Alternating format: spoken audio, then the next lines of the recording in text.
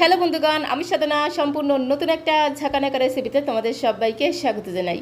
আজকে আমি তোমাদের সাথে শেয়ার করছি সম্পূর্ণ নিরামিষ পদ্ধতিতে কুমড়ো পাতার একটা দুর্দান্ত স্বাদের রেসিপি। কুমড়ো পাতার এই রেসিপিটি একবার বানিয়ে খেলে বারবার বানিয়ে খেতে ইচ্ছে করবে। আজকে আমি তোমাদের সাথে শেয়ার করছি কুমড়ো পাতার পাতুরির রেসিপি। নিরামিষের দিনে যদি এইভাবে কুমড়ো পাতার পাতুরি বানিয়ে নেওয়া যায়, গরম গরম ভাতের সাথে আর কিচ্ছু লাগবে না। শুধু এই কুমড়ো পাতার পাতুরি দিয়েই কিন্তু থালার সবটুকু ভাতে নিমেষেই খাওয়া হয়ে যাবে।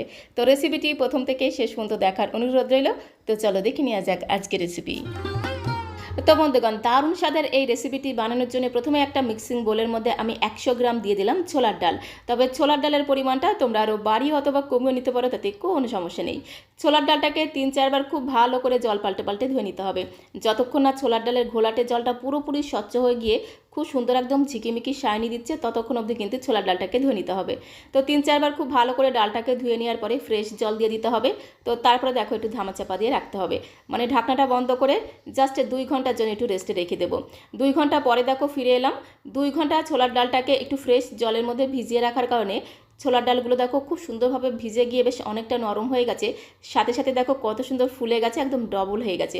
এইভাবে একটু চাপলেই দেখো কত সুন্দর ছোলার ডালগুলো ভেঙে ভেঙে যাচ্ছে। তো এইভাবে কিন্তু 2 থেকে 3 ঘন্টা ছোলার ডালগুলোকে একটু ভিজিয়ে রাখলে খুব সুন্দরভাবে নরম হয়ে যায়। মিক্সিং জারে পেস্ট করে নিতে বা শিলনোড়াতে বেটে নিতে সুবিধা হয়। তো তারপরে ছোলার ডালের মধ্যে যে জলটা ছিল সেই জলটাকে খুব সুন্দর করে ঝরিয়ে নিয়ে তারপরে ছোলার ডালগুলোকে আমি মিক্সিং জারের মধ্যে দিয়ে বেটে নেব।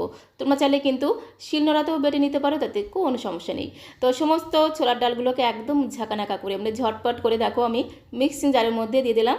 তার সাথে দিয়ে দিতে হবে 3টে কাঁচা লঙ্কা, সাথে হাফ ইঞ্চি মতো আদাকে একদম ঝিরিমড়ি করে কুচি করে দিয়ে দিলাম। তার সাথে এর মধ্যে আমি 1 চামচ দিয়ে দেবো গোটা জিরে, তার সাথে দিতে হবে 1 চামচ ভর্তি করে গোটা ধনে। একটু গোটা জিরে গোটা ধনে বেটে দিলে যে কোনো পাতুরির স্বাদ আর গন্ধ কিন্তু আরও 10 গুণ বেড়ে যায়। তো অবশ্যই কিন্তু গোটা জিরে গোটা ধনে দিতে হবে। 1 চামচ গোটা জিরে, 1 চামচ দিয়ে দিলাম গোটা ধনে। তার সাথে এর মধ্যে যেটা দিতে হবে সেটা হচ্ছে ডাঁটি সমেত ফ্রেশ ধনেপাতা। তো এখানে দেখো আমি বেশ কিছুটা ফ্রেশ ধনেপাতা খুব সুন্দর করে জল দিয়ে ধুয়ে ডাঁটি সমেত দিয়ে দিলাম। একটু ধনেপাতা দিলে ঘ্রাণটা কিন্তু দুর্দান্ত হবে, সাথে সাথে টেস্টটাও কিন্তু আরও দ্বিগুণ বেড়ে যাবে। তো তারপরে বেশ কিছুটা জল দিয়ে মিক্সিং জারের ঢাকনাটা বন্ধ করে সমস্ত কিছুকে একসাথে একটু পেস্ট করে নিতে হবে। তবে ডালটাকে কিন্তু একদম মিহি করে পেস্ট করবো না, বেশ একটু দানা দানা ভাব থাকবে, খাওয়ার সময় গালের মধ্যে পড়বে, খেতে কিন্তু দারুণ লাগবে। আবার লক্ষ্য রাখতে হবে যাতে এই আদা আর কাঁচা লঙ্কাগুলো বেশ একটু পেস্ট হয়ে যায়, সেদিকে লক্ষ্য রাখতে হবে। এর মধ্যে কিন্তু 2-1টা ছোলার ডাল গোটা গোটা রয়েছে। এরকম যদি 2-1টা ছোলার ডাল গোটা গোটা থাকে, খাওয়ার সময় গালের মধ্যে পড়বে, খেতে আরও বেশি টেস্টি লাগবে। তো তারপরে ছোলার ডালের এই পেস্টটাকে দেখো একটা বোলের মধ্যে আমি ঢেলে নিলাম।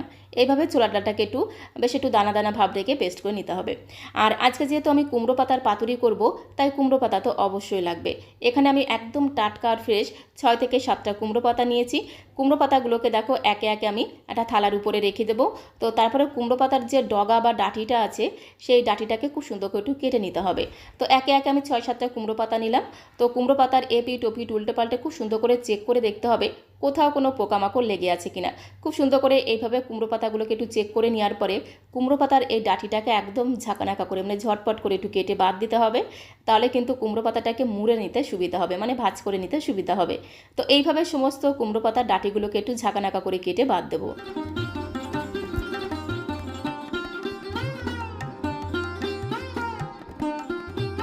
সমস্ত কুমড়ো পাতার ডাঁটিগুলোকে খুব সুন্দর করে কেটে বাদ দেওয়ার পরে কুমড়ো পাতাগুলোকে 3-4 বার খুব ভালো করে জল দিয়ে ধুয়ে নিতে হবে। সমস্ত পাতাগুলোকে 3-4 বার খুব ভালো করে জল দিয়ে ধুয়ে নিলাম। তো এখন এই পাতাগুলোকে ফুটন্ত গরম জলের মধ্যে ভিজিয়ে রেখে দেবো 5-7 মিনিটের জন্য। এতে কুমড়ো পাতাগুলো একেবারে নরম হয়ে যাবে, পাতুরিগুলো বানাতে সুবিধা হবে। তো বেশ একটা চওড়া থালার মধ্যে দেখো বেশ অনেকটা পরিমাণে দিয়ে দিলাম ফুটন্ত গরম জল। তার মধ্যে একে একে সমস্ত কুমড়ো পাতাগুলোকে ভিজিয়ে রেখে দেবো 5 থেকে 7 মিনিটের জন্য। এতে পাতাগুলো কিন্তু একেবারেই নরম হয়ে যাবে। আর অবশ্যই কিন্তু ফুটন্ত গরম জলের মধ্যে কুমড়ো পাতাগুলোকে ভিজে রাখতে হবে, তবেই কিন্তু পাতাগুলো একেবারে নরম হয়ে যাবে। কুমড়ো পাতাগুলো ওইদিকে একটু গরম জলের মধ্যে ভিজতে থাক, ততক্ষণে দেখো এখানে আমি নিয়েছিলাম 2টো কচি কচি কুমড়ো পাতা। এই কুমড়ো পাতা দুটোকে খুব সুন্দর করে জল দিয়ে ধুয়ে নেওয়ার পরে ছুরি দিয়ে খুব সুন্দর করে একদম ঝিরিঝিরি করে কুচি করে নিতে হবে। আর এইভাবে যদি 2টো কচি কুমড়ো পাতা একটু কুচি করে দিয়ে পুরের মধ্যে দেওয়া হয়, তাহলে এই কুমড়ো পাতার পাতুরিটা খেতে আরও বেশি টেস্টি হবে। তো 2টো কুমড়ো পাতাকে একদম সুন্দর করে ঝিরিঝিরি করে কুচি করে নিলাম। তো তারপরে দেখো সরাসরি চলে আসলাম কড়াইয়ের কাছে। গ্যাসের ফ্লেমটা অন করে দিয়ে একটা কড়াই বসিয়ে দিয়েছি। কড়াইটা একটু গরম হয়ে গেলে জাস্ট 2 চামচের মতো দিয়ে দিলাম সর্ষে তেল। সর্ষে তেলটাকে দিয়ে খুব ভালো করে ঝাঁকানাকা করে তেলটাকে একটু কড়াইয়ের গায়ে ছড়িয়ে দিতে হবে। তো তারপরে সর্ষে তেলটা যখন খুব সুন্দরভাবে গরম হয়ে যাবে, হাফ চামচ দিয়ে দিলাম কালো জিরে ফোড়ন। তার সাথে একটা শুকনো লঙ্কাকে একদম তেনা তেনা করে ছিঁড়ে দিয়ে দিতে হবে। এরকম করে একদম ছোটো ছোটো করে ছিঁড়ে দিয়ে দিলে এই কুমড়ো পাতার পাতুরির স্বাদ আর গন্ধ আরও 10 গুণ বেড়ে যাবে। খেতে দারুণ সুন্দর টেস্ট হবে, সাথে সাথে ঘ্রাণটাও কিন্তু দুর্দান্ত হবে। তো গ্যাসের ফ্লেমটা মিডিয়াম টু লো করে দিয়ে খুব সুন্দর করে ঘোটানাটা করে ফোড়নটাকে একটু ভেজে নিতে হবে। যতক্ষণ না শুকনো লঙ্কা থেকে খুব সুন্দর একটা ভাজা গ্রান বেরিয়ে আসছে, ততক্ষণ অবধি শুকনো লঙ্কাটাকে একদম লাল লাল করে ভেজে নিতে হবে। শুকনো লঙ্কা থেকে খুব সুন্দর একটা ভাজা গ্রান যখন বেরিয়ে এসেছে, তখন আমি এর মধ্যে 2 থেকে 3 চিমটির মতো দিয়ে দিলাম হিং ফোড়ন। আজকে যেহেতু আমি কুমড়ো পাতার পাতুরিটা পুরোপুরি নিরামিষভাবে তৈরি করছি, তাই একটু হিং ফোড়ন দিলে খেতে কিন্তু দারুণ টেস্টি হবে, সাথে সাথে ঘ্রাণটাও কিন্তু দারুণ লাগে। তো হিংটাকে দিয়ে একটু নেড়েছেড়ে ভেজে নেওয়ার পরে এর মধ্যে আমি আগে থেকে বেটে রাখা ছোলার ডালটা দিয়ে দিলাম। তারপরে খুব ভালো করে নেড়েছেড়ে মিশিয়ে নেব।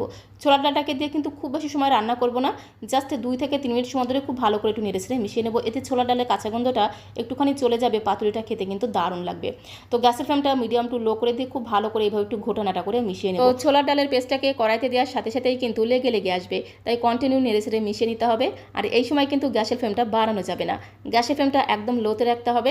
গ্যাসের ফ্লেমটা যদি বাড়ানো থাকে তাহলে ডালের পেস্টটা খুব তাড়াতাড়ি শুকিয়ে যাবে, শুকিয়ে গেলে কিন্তু পাতুরিটা খেতে একদমই ভালো লাগবে না। তাই ডালের পেস্টটাকে কিন্তু নরম নরম রাখতে হবে, তবেই কিন্তু পাতুরিটা খেতে দারুণ লাগবে।